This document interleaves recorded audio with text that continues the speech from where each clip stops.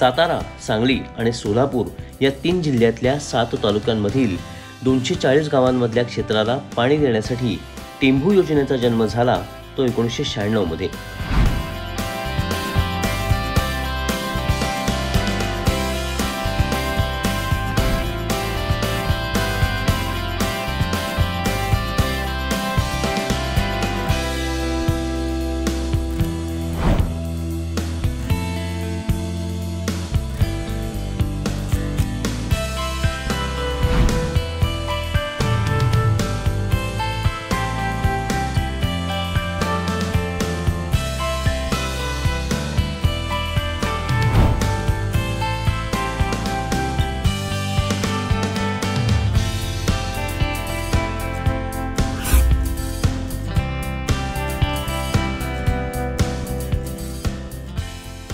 कराडजवळ असलेल्या टेंभू गावात कृष्णा नदीवरती मोठा बॅरेज बांधून तिथे पाणी अडवल्यानंतर ते पाणी उचलून कित्येक किलोमीटर जाण्यासाठीचे तंत्रज्ञान उभं केले गेलं।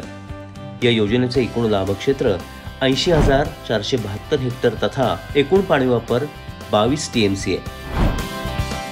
हे तंत्रज्ञान आजच्या आणखी प्रगत झालेल्या तंत्रज्ञानाच्या युगातही एक आदर्श आहे, तसेच आशिया खंडातील सर्वात मोठी योजना म्हणूनही पाहिलं जातं।